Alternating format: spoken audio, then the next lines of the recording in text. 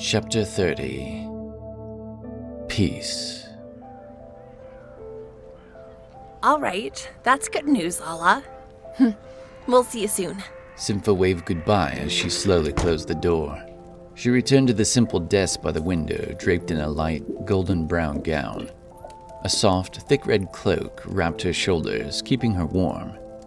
Several weeks had passed. It was now late autumn and nearly winter. On the back of her chair, Tatara still lay on her belly, her cheeks in her palms. Why are you so fidgety, Sympha? Tatara looked back over her shoulder at her. Sympha finished tying the second of her two neat pigtails behind her head and stepped to the glass window. The sky was pale and cloud-covered.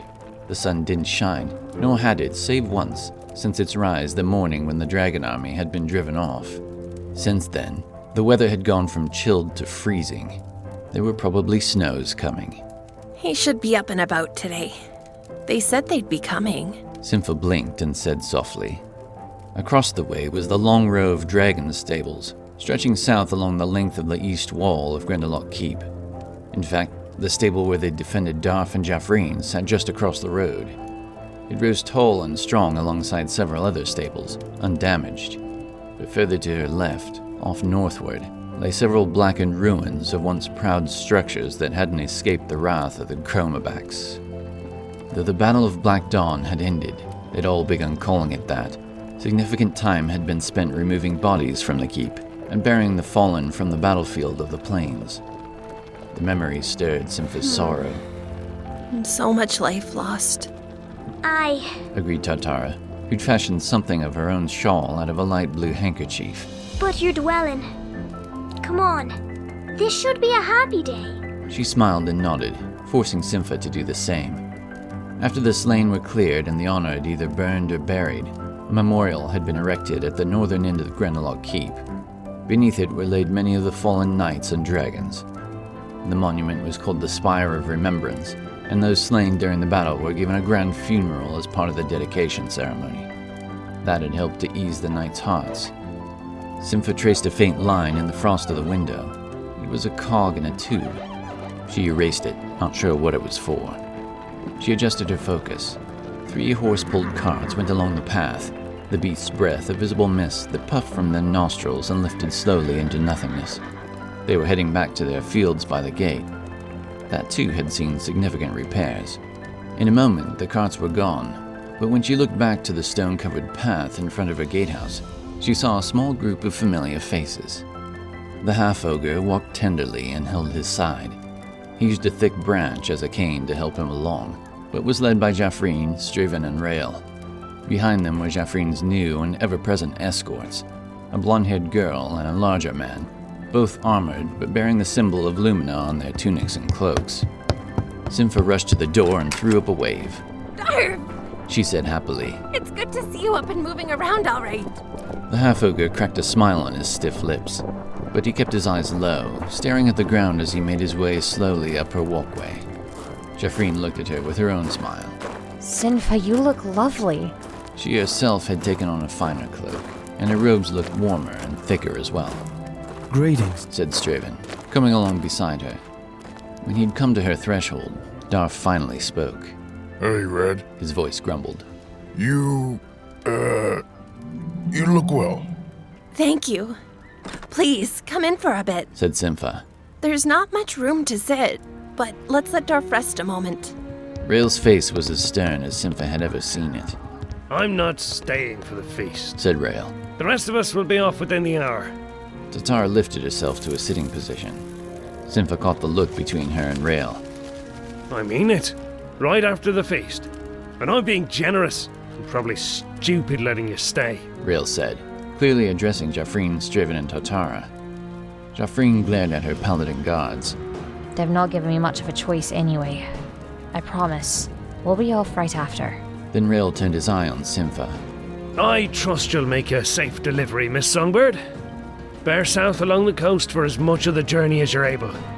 Lieutenant Rocketblade and I avoided any of the mess near Caragard Keep that way. Sympha found her fingers on one of her pigtails and immediately missed her cap. But I haven't seen a thistle lion yet. What? Rael said, confused. You've my word we'll get back safe, said Sympha with a half smile. There was no reason to discuss Sithelnor now. I'll leave 2 forest griffins to accompany you. Rail said, glancing at Jeffreen. That's not necessary, no. Replied the druid. He said it with a crooked smile, but then Rail's voice went grim, his eyes dark, as he stepped toward the door and opened it. Just remember, these 2 griffins are free to leave for you, because our own rangers were killed here. He pushed past the 2 paladins who watched from the doorway without more than a sneer, and was gone. Jeffreen sighed, looking down for a moment as Tatara came and hugged her neck. So, how are your wounds? Sympha said, turning to Darf, who'd settled down on a couch far too small for him. She glanced over toward the paladins of Lumina at the door, then at Jeffreen. I was worried the clerics wouldn't make it there in time. They've given you proper repairs? Or, healing then? So it seems. Grunted Darf. If Jeffreen hadn't looked after me, though, I don't know if they'd have needed to. I would be dead. Oh, and I guess I owe you thanks. If you and the others hadn't guarded the stable we were in, that would have made me dead too. It was nothing. Said Sympha. You would have done the same. She wondered for a brief moment whether that was true, then resigned herself to the happier of the 2 thoughts. Has anyone seen Turam? Grunted Darf. Or Aldor? Sympha looked at Jeffreen and Straven. Aldor's been to see you several times while you were being tended to. He's been a bit of a mess, actually. I'm sure he'll be happy to see you're up. Said Jeffreen with a consoling nod. In all her time at Grendelock Keep, Lola had spent most of it in the kitchen at the back of one of the mess halls. Today, she was there again, standing over a cookpot of seasoned potatoes. She'd been taken in quite well by most of the Keep's cooks. She was skilled at soups, and her chestnut and daikon broth were going to be the base of a handful of foods to be served at the feast. It brought her comfort to be with the halfling cooks too, and in a way, it reminded her of her village, before it was destroyed by the Dragonites. How's that soup going down, Mr. Steelax? She wiped her hands on her apron and climbed to the top of a stool in front of the opening looking out to the mess hall. She stood up and saw several of the Knights of the Hawk eating what she'd made them. She smiled. Even after all the deaths she'd seen, this still brought her some joy. Aldo rested his head in one hand while the other spooned a mouthful of soup. It dribbled down his red beard. Aye. He groaned. I have to thank you. It's a right good solvent for your Baratheon ale. It's always been my favourite. Not so sure anymore. Lala shook her head. Darth should be up and about soon. You get yourself together and go see him just as soon as you finish that up. Aldo gave a start, then nodded quickly. Huh? Oh, I will. Lala wondered if he'd forgotten. Well, Miss Truffleroot, what do you do now that things have settled? Asked one of the other halflings behind her. Meaning after the feast, of course. His name was Bonathan Bluefoot, a captain of a unit of halfling archers. He'd come by often to visit many of the halfling cooks, and they'd talked regularly for the past few weeks. She'd learned about all the other halflings in the keep, and of the general business going on beyond the kitchen from him. I'm not sure yet. She said. In fact, I was just thinking about that. I've still got to find some sort of solution to my dilemma. You could always join the kitchen staff here, or maybe even stay with one of the clerics at the chapel. We don't have any summoners here. I'm sure you could teach the other clerics much. You might have to learn something yourself. His one patched eye looked at her brightly. He'd lost it during the battle, but it didn't seem to have dampened his spirits. Satisfied with the happily eating knights, Lala climbed down off the stool. I'm not sure if I want to leave the plains just yet. I've always lived among their gentle hills. Maybe I always will. Well, my friend, just know we'll always welcome you within our walls. You're too kind. Said Lala sheepishly, and she meant it, but she didn't know what else to say about that yet. Aldo mumbled something as he slid off his chair, letting his spoon clatter into his bowl loudly. I'm gonna go see if I can find Darth. He should be with the others by now. Lala watched Aldor start to leave, still a little wobbly. I'm off too. She quickly gathered her box of goods and stepped out right behind Aldor, smiling and nodding goodbye to Bodith as she left. A scurry of folk prepared for the celebration. She saw the fine dining halls across the path, with great works of stone for pillars, set with winged devices and hawk symbols of all kinds. The hall's steps were well hewn too, fitted tightly together, and they went up 17 strides to the double doors leading inside. And they weren't just one of these halls, there were 3. There had been lots of Knights of the Hawk before the battle. Now, sadly, the Battle of Black Dawn had reduced their numbers by so many that one hall was enough to fit them all. Lala pushed aside that dark thought. She rubbed her hands together, trying to keep them warm for a few moments longer. The sky was pale with chill air, and the ground was hard, even in places it wasn't supposed to be, made frozen by winter's onset. She shivered. All right, Mr. Steelax. She said, ready to head separate ways for now. I've a good many things to tend to. Our other guests should be arriving soon, but say hello to Darth for me. And, I'm glad your friend is okay. Aldo wrapped his cloak about his shoulders. Aye, you and me both. Turum strode alongside the inner west wall, heading south. The winter air bit at his face. It smelled like cold, frozen ground and fading foliage, just like back on the farm. He passed the noisy drill yards where several companies practiced their swordsmanship, not envious of their hands on cold steel. It was strange. He hadn't even thought of touching a blade since his resurrection. Perhaps he wouldn't need to again in his lifetime, so long as he bore the Ariat. As he had many times since that day, he considered how unusual it was he could wield the mace with such skill. He'd been well practiced with a sword, but somehow the mace had seemed to fit perfectly into his technique. Off to the right stood one of the small chapels. There weren't a great number of clergy there, not as many as at some of the cathedrals in Daltari at least, but though he respected them, he was not happy about how they'd put Jaffrine under guard until she'd left. As he walked past the last chapel, he saw several of the clerics out front, watching the doors for those who would come out of the cold to take part in services. He rarely came to the chapels. His time was filled with the duties of a wing commander. He was interested, however, in their small force of paladins, guardians, and keepers that the church kept. Lumina had told him he was to be one of them. I don't know exactly what to do about that, and certainly don't have time to seek the answer to that riddle. He thought. Not yet, at least. And because of the watch they'd put on Jaffrine for suspicions of magic, he was definitely not in the mood yet. With a broad wave, he greeted the clerics, who bowed in return. Word had already begun to spread of Term's miraculous recovery from death, and while even among them there were skeptics, many believed he'd been given a gift from the god. Term didn't take the time to go in. Instead, in his own thought, he asked for peace from the god, though he knew it wouldn't be long if it lasted. Company Commander Renges had instructed him to meet with his wing before the evening's events to ensure the riders had been properly rearmed and armored, and that their riding shields were all in working order. Of course, he'd already done a quick job of it a few days after the end of the battle, but his inspection hadn't been official. He entered the armory, swinging open the heavy wooden doors. Inside, Sand, Artho, Cairn, Breed, and Bartlett awaited his arrival, scattered across the room, each busy at their own task, taking little heed of the opening door yet. I appreciate your prompt arrival, Called Term as he entered. especially with the approaching feast. The others quickly lined up at Sand's bark. Not a problem, sir. We are ready for inspection. You've prepared already? Asked Term. Indeed, sir, Said Cairn unexpectedly. Term squinted at them. Why? We want to make this fast, Commander. It's cold, and these armories are colder yet. Sand was furiously rubbing his hands together, but held a grin on his face. We'd also like to get ready for the feast. Added Bartlett. Term nodded and moved to stand in front of each of them. Breed? All healed up? Sleek scale is good? My ribs are doing fine. Breed rubbed his chest plate as though he could feel through it. And Sleek scales should heal up in a few weeks. If he quits pecking at them. Term took a step to his right in front of Bartlett. Morning's riding shield have that dent pounded out? Yes, sir. Grunted Bartlett with a salute. She made Dorot's smithy do it the next day. Term chuckled.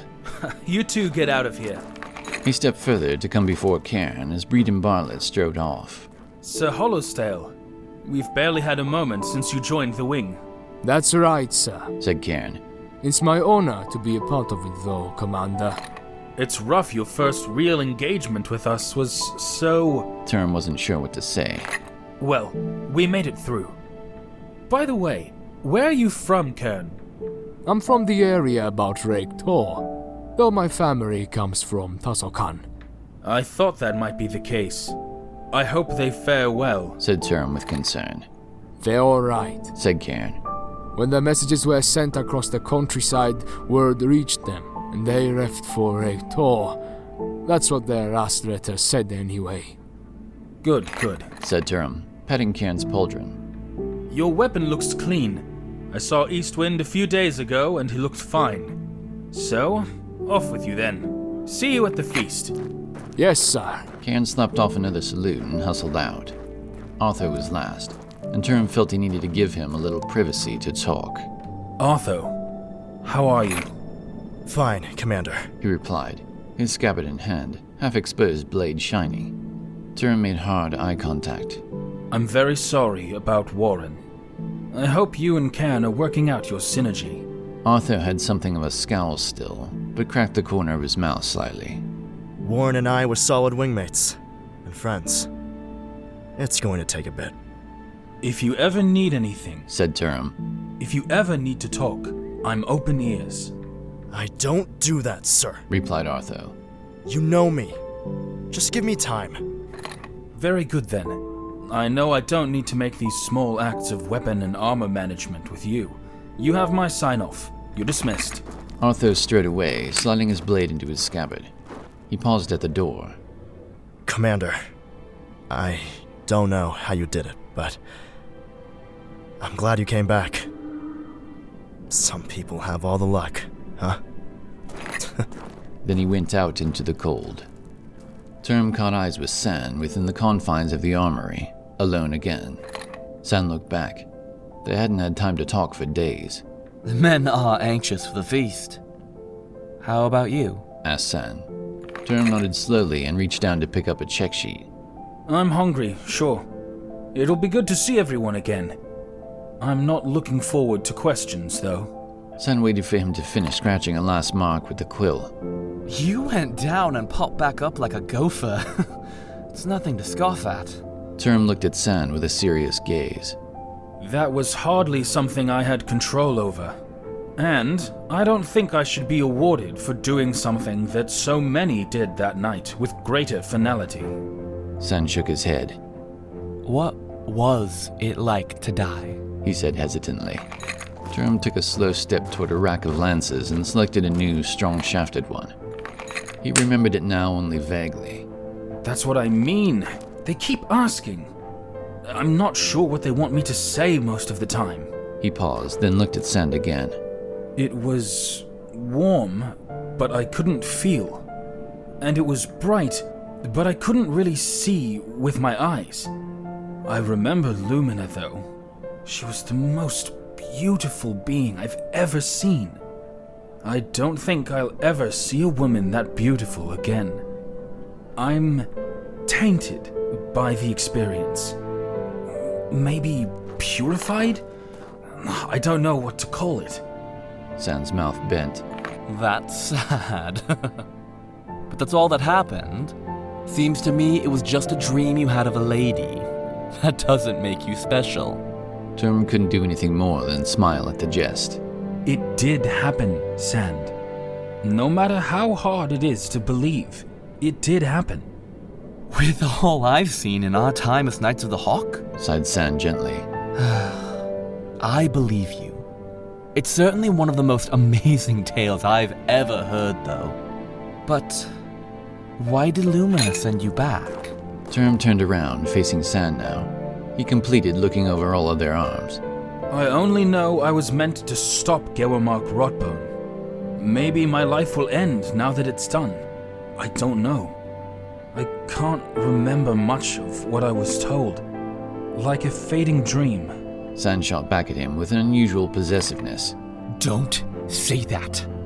Your life isn't ending. That messed with me, and I'm not doing it again. He quickly changed the subject. What do you think the Dragon Army will do next? Turum brushed past Sand and began to make for the threshold. Sand fell in beside him, and the pair stepped outside the armory, shutting the heavy wooden doors behind them.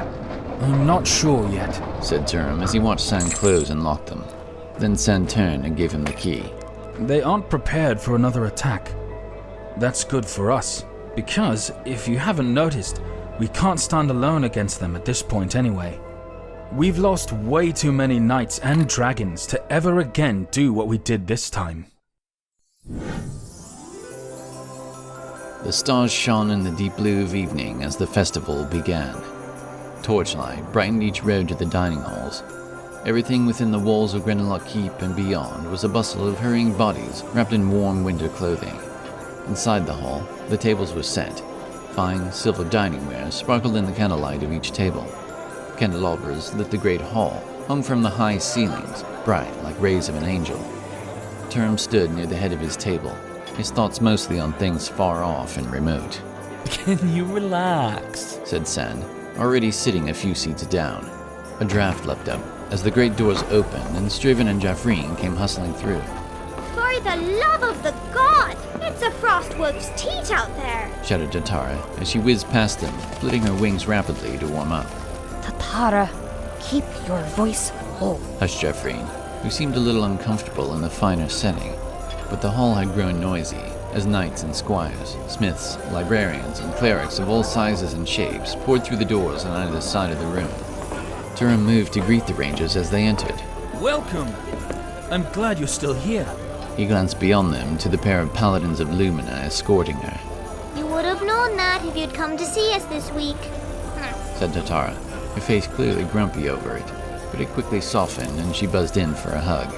My deepest apologies, said Turum. It was partly in jest, but he was sincere. I've been so busy getting as much as I can reordered after the battle. I didn't even know where all of your guest houses were. We forgive you, said Striven with a crisp nod. Jaffreen tilted her head in understanding. Rails off, said Jaffreen. But we've been given until tomorrow morning at least. Turum looked over her shoulder again. He spoke in lower tones. I'm so sorry about your little tagalongs. I tried, but there's nothing I could do. Jaffreen gave Turum a sad look. I didn't cast a single spell, but they were far too suspicious of my herblore. Herblore, Turum! She skillfully kept her tone quiet, but he perceived her whispering shout. Turum set his jaw. They don't understand it. In time, if knowledge of your talents were shared, perhaps. He looked into the pools of her eyes. I truly am sorry. Jaffreen straightened and gave a final nod. I know. Then she put on a smile and gazed at the table. I'm very glad we were able to convince Rael of our desire to hold company with you last time. I'm sorry he needed any convincing. He's not of the mind you are when it comes to dealings with the Dragon Army. I didn't need to speak with him to know that much, said Turum, turning so they could make their way to the table. I could tell as soon as we sat down in the field. You must understand his feelings, though, said Jaffreen, unexpectedly supporting their leader. He wishes only for our safety, so his heart is in a good place, though his thoughts too can be narrow, more like a mother Griziak protecting her young. Turum nodded. Wise words as usual, but I want the same myself, really.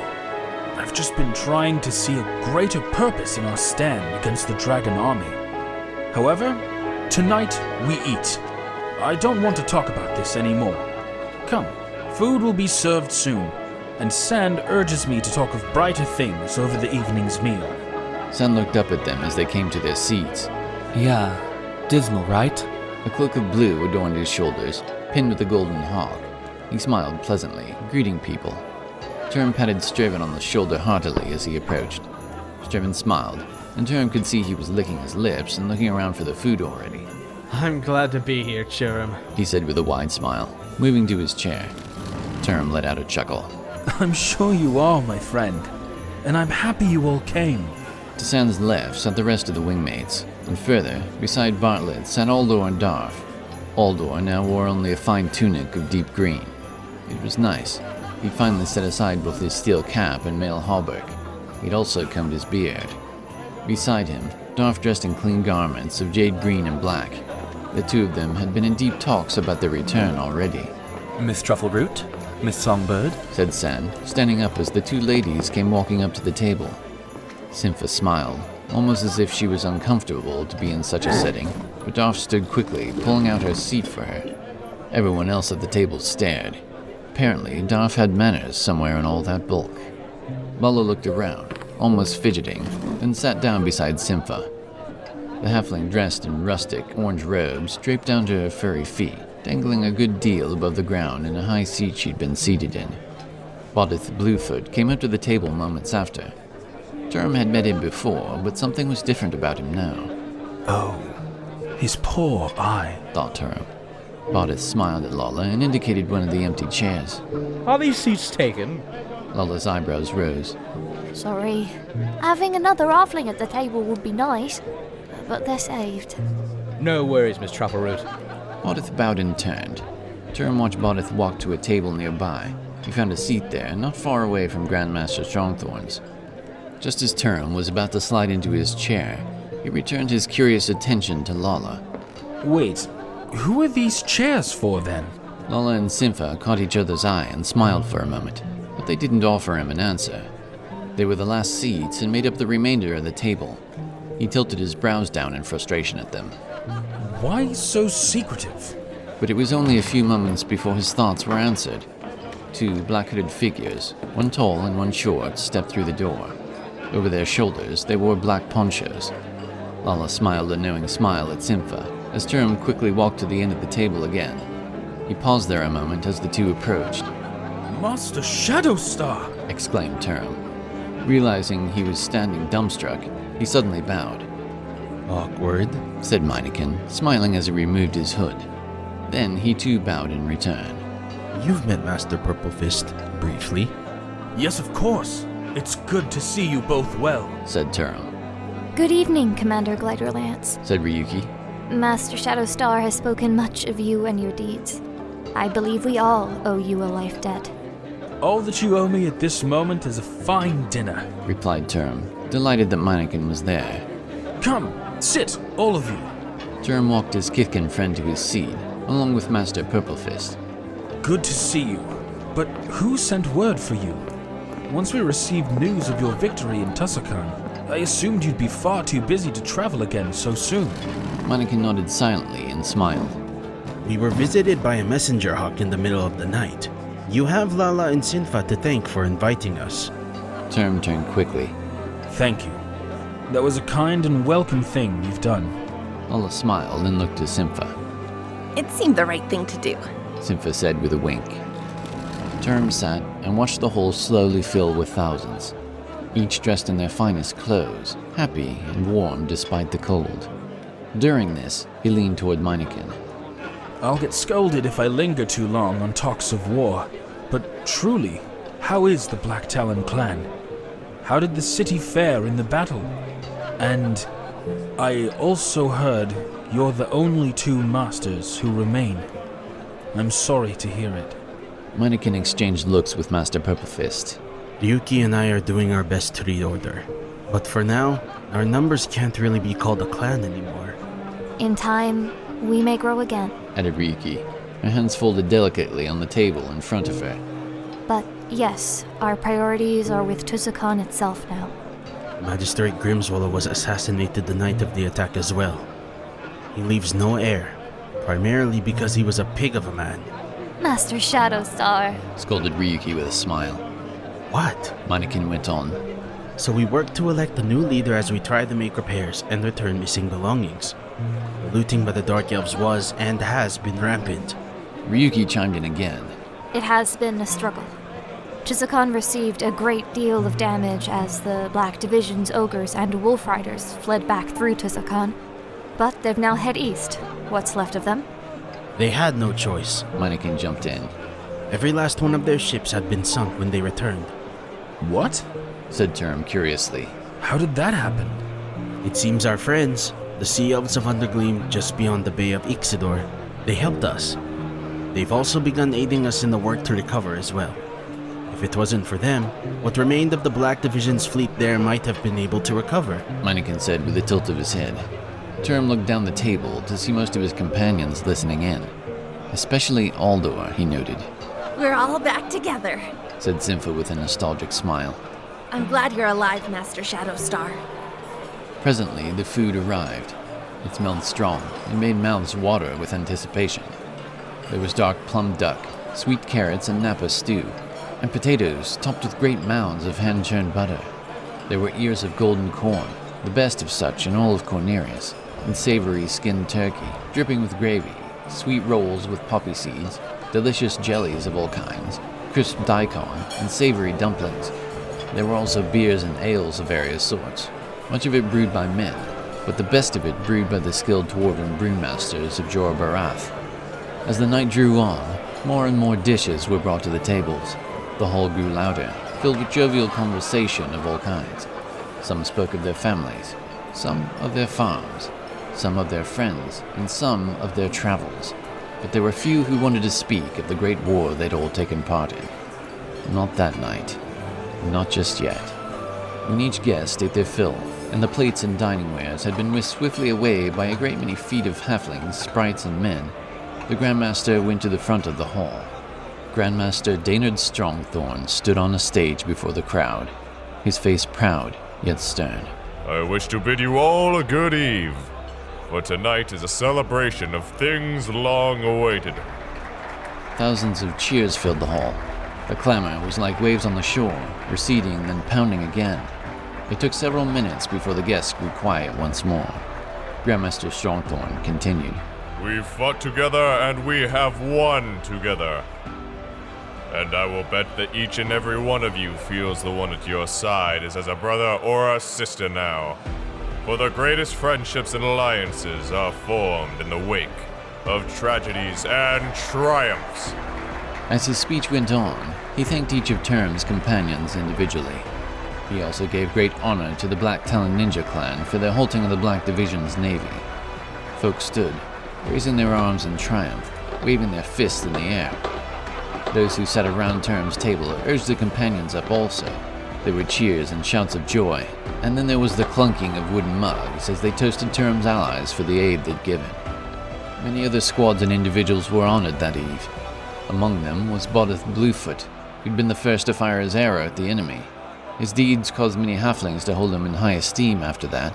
With the loss of his eye in the battle, their knights always honored those wounded. Company Commander Van Leadsword was toasted as well for the defending of the Tusokans, as was Company Commander Rengaze, for her entire company had done great deeds, including Term's wing. Finally, the long night ended. After that, Term's companions stayed in the guest houses for several days more, but at length they prepared to return to their homes. When Term approached, the airship sat in the takeoff field again, and Striven climbed up the rope ladder, handing a bundle to Jaffreen as Tatara followed. He'd been up before dawn, but not much before Sympha, who'd been scrutinizing every last aspect of the Cloud Racer. Not that she hadn't been over every inch of it to check for damage in the week since the battle. Aldor and Dar followed along on either side of Term. So, you're going to do what? Stride up in front of the King of Dunog and say, "My lord, I'm taking your knights for a bit, if you don't mind. Don't worry, I'll return them later. But for now, know they fight a just fight." Aldor and Darf chuckled as they came beneath the shadow of the Cloud Racer. Something like that. I've some thoughts. But for years I have done nothing to hinder the Dragon Army's progress. Even now, I've let them enter my own lands in Payback Din. His voice kept growing stronger. When I return to Payback Din, I'm going to muster the Knights of the Hammer. The Dragon Army has driven them from their keep. You can be sure they'll take great pleasure and pride in helping me vanquish the rest of the Black Division. Oh, but I'm not stopping there. There will be many dwarves who might be mustered now in Payback Din. Soon, news will spread of your slaying of Gowermark Rotbound. Then they'll see it. They'll see again the possibility of a victory. A possibility they haven't had eyes and hearts to see for years. Term halted, looking back to see Meineken, Ryuki, and Lala approaching to see them all off as well. Then he turned back to Aldor and Darf. You two be careful. He shook Aldor's hand. And you, Darf Bloodshedder, son of Gondorf Bloodshedder, fellow of giants. Term pat the half-ogre on the arm, which was far firmer than he'd expected. Those injured in battle are deserving of great honor. especially those injured by dragons. Not many live through that attack. Don't ever let anyone make you feel otherwise. Darf had no words for a long while, but his heavy lips soon cracked into a smile, and he looked at Turum kindly. Thanks, half-breed. This means a lot to me. Then he gave Turum a thump on the shoulder that nearly knocked him to the frozen ground. You deserve it, said Turum, rubbing his arm. Lala moved up to Aldor and Darf, embracing them both with a hug. Take care. Aldor smiled and rubbed the back of his head. I apologize for the remark I made about the hole, he said softer than usual. But truth be told, my apology is now partly in favor of you, my halfling friend. Lala chuckled and gave a slight curtsy. Apology accepted. You take care, Mr. Steelaxe. Darf patted Lala on the head, trying to be as gentle as his thick-knuckled hands could be. Goodbye, little halfling, and may your vegetables be bountiful. He scratched his purple hair. Forgive my ridiculous words if they're shameful. I don't really know what to say to your folk in times like these. His head bowed slightly. Lala smiled and patted the half-ogre's hand. That'll do just fine, Mr. Bloodshedder. Travel safe. Meineken and Master Purplefist bowed to the pair, keeping more to themselves. Awkwardly, Aldor and Darf did their best to return it, and for a moment, Turum thought the two might fall over. Darf seemed to give a sigh of relief as he stepped in behind Aldor, and they moved toward the Rangers as they came down the rope ladder, followed by Simpha. Turum sensed that the Rangers were a bit on edge. He looked again to the pair of paladins, who'd given the courtesy to have drawn off and sat on a bench quite a distance away. Tatara came up to him first, wrapping her little arms around his neck. Will we see you again? We certainly cannot return here, said Jaffreen as she approached. Our parting this time may perhaps be a permanent one. Turum sensed the pain in her. But I do hope we might see you again one day. I simply cannot be sure our paths will cross. You've done much for this world, Shurim, but each has their own path, theirs to walk, no matter if you can accompany them or not. Turum pondered that. Your words are wise, milady. I'll miss you and your counsel greatly. I know what you and the Rangers may face now. You take care of the Rangers of Ys. After, Turum and Straven gave each other a solid handshake. Call on me if you're ever in need. I'll come as fast as I can. Goodbye, friend, said Straven in his simple manner. Tatara flew back from hugging Lala and Meineken. Moving past Turum slowly, she whispered, Don't worry, Turum. We'll be okay. And Jaffreen doesn't blame you. We just need to get back quick is all. Simpha came up to Turum next then, exchanging hugs as well. What else is there to say? You've been pretty tight-lipped about your death. But as awful and horrific this all was, I'm glad you're alive. Glad Darf lived. Glad we're all alive. Turum smiled. Then his thoughts went back to the fall of Garamak Ropbone. Sinfa, please be careful when you return. Ah, you know I will, she said, throwing a soft jesting punch at his arm. No, I mean with the Cloud Racer too, he went on. Just be careful where you go, and thank you for everything. We really would have never made it without you and the Cloud Racer. I told you that when we met, she said with a smirk. Really, we'll be fine on Ys. You don't have to worry. The Knights of the Badger are there, and we'll be on the lookout for any more dark nights. Make sure you take time to eat, drink, and be merry too, as they say, said Lala coming up to her. It really is quite important. Simpha chuckled as she turned and prodded the Rangers, Darf and Aldor, up the ladder and climbed after them. There's always more to you than you let on, Miss Truffleroot. That it is. Meineken and Ryuki came up next to Turum and Lala. They bowed a last time to those departing. Goodbye, said Meineken. Aboard the ship, Simpha called her last goodbye just before the propellers reached full speed. Then her voice was drowned out by the steady chug and whir of the rotors. Turum and the others waved as the Cloud Racer lifted into the air and watched for a long while as the airship sailed toward the golden horizon. Master Shadowstar, said Ryuki. Meineken turned to Turum. We've horses waiting at the south gate. Together, the four of them walked that way, down the dirt paths away from the dragon stables. Turim, I cannot remember what it was like not to know you now, said Meineken as they walked quietly together. You've saved us all, my friend. Turim's eyebrows lowered and he shook his head. No, Master Shadowstar. He laid his hand on the Kithkin's shoulder. What you've done for our country is as honorable as anything I could ever hope to achieve. Your defense of your city was the defense of my own keep, of Deltaria, of our country. I give you the greatest thanks that can be offered. Always know we'll be here for Tussokan. And I, for you, returned Meineken. Ryuki and Meineken mounted and readied themselves to ride out. Farewell, said Turim. And have a great winter. I'm sure we'll see each other again soon. You're only a hair's hop away. 2 mornings later, no one saw Turim off. He'd bid both Grandmaster Strongthorn and his wing, put under Sand's charge, goodbye the night before. He checked his saddlebags, slung his leather pack on his back, and tightened the deep blue cloak around his shoulders. Beside him, as he climbed atop his great steed, sat Lola on a pony of her own. She smiled as brightly as the sunlight peeking over the eastern edge of the world. Turim looked across the inner walls of the keep one last time, gazing over to the dragon stables on his left, then down the length of the avenue leading out of the gates. So much had happened there within the past several weeks. It had nearly been a month, but those events had changed him forever. They'd changed everyone. Shall we be off then, Mr. Glidalons? We don't wish to be late, do we, sir? Lola smiled as she spoke, her cheeks pink with chill. No, ma'am, replied Turim, urging his steed forward.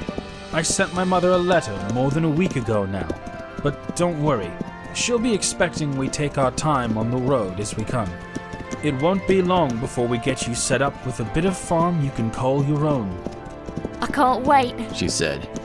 I think I've at least made peace with my own family's passing. I'll always miss them, but I'm ready for a new life, I think. There's a lot I'd like to see beyond the river. I've never gone that far west before. Turim kicked his horse's sides, and the pair rode over the frozen earth. It crunched beneath their beast hooves and reminded him of snow, even though they'd not had any yet. He felt pity for Lola's loss again, but that only reminded him that the family he had left was precious. I look forward to seeing her, he told Lola, as he waved to the guards who stood above them in the gatehouse. It's been more than a year since I've been home. During the last Festival of the Snows, in fact. Lola was quiet a moment, then her voice came out cheery and sweet. I, myself, look forward mostly to the festival. In my own village, we used to have all different kinds of food. Everyone will bring their family's most sought-after dish, and then we'd share it so none would miss a single tasty treat there. Do you do the same during your Festival of Snows? Turim looked on her fondly. She was so good at reminding him of what they'd fought for. Well, there will be a great deal of food, yes. And there's also singing and storytelling, and we give gifts to each other. Though that was first a practice among my father's family, not so much my mother's. The giving of gifts by elves is a thing more rare and special than what the festival represents. Oh, well that does sound nice. But why don't elves give gifts very often? We don't give them during the Festival of Snows, but we do for many other occasions. Turim watched the shadow of the great southern wall of Grendelog Keep fall over them and pass. Perhaps because they give wondrous gifts when the time to give them comes. And mind you, it only comes in the direst of times, when a gift is truly needed. Oh, said Lola, and then she was quiet for a time. Slowly they descended along the well-worn road leading from the gates, down from the Golden Ridge. The way was filled with large stones that seemed to smile at their passing, but they soon came to flatter land. They turned westward, making their way to the West Road through the Lockwood Forest. There, the trees still were green and bright, unsullied by the onset of winter. An occasional leaf fell, however, reminding Turim that nothing could last forever. Leagues passed beneath their horses' hooves. They heard the roar of the misty falls on the river Itinerus as it flowed southward toward Tussokan. They kept at a moderate pace, stopping for meals, looking at an especially magnificent tree or forest creature. In 2 days, during the late afternoon, after seeing the Lockwood Forest and riding across the plains of Westercirk, they arrived on the outskirts of Turam's old home. They stood on a stubbed ridge of bald hills and looked out. This is it, milady. Does it suit you? Turam asked. Lola had a broad smile drawn on her face. It's better than I'd even expected. I hope I'll be close. Turam gently kicked his horse forward and rode down a smooth, grass-covered slope. Indeed. I believe the spot for you will be just over that bank in the distance. There the soil is deep and dark, and there's a hill just right for a home you might like. You'll have your own place again. A happy place. Then Lola replied simply, I like happy places.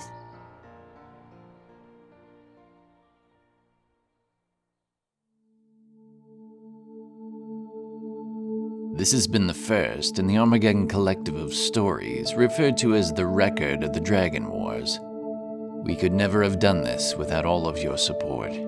We thank you for every kind word bestowed upon us during this last year of work, as our crew of voice actors, artists, and me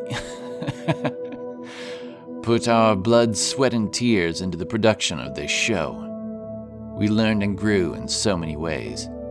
We will be taking a long hiatus. As you can imagine, writing, sound designing, and doing art for bi-weekly episodes has taken a toll on family and social lives. But that doesn't mean the story ends here. When we do return, approaching 2023, Armageddon, White Steel Peaks will pick up where Black Dawn left off. This is Terry Tibke, creator of Armageddon, and I give you my deepest, most heartfelt thanks for being a listener. Take care, and happy holidays.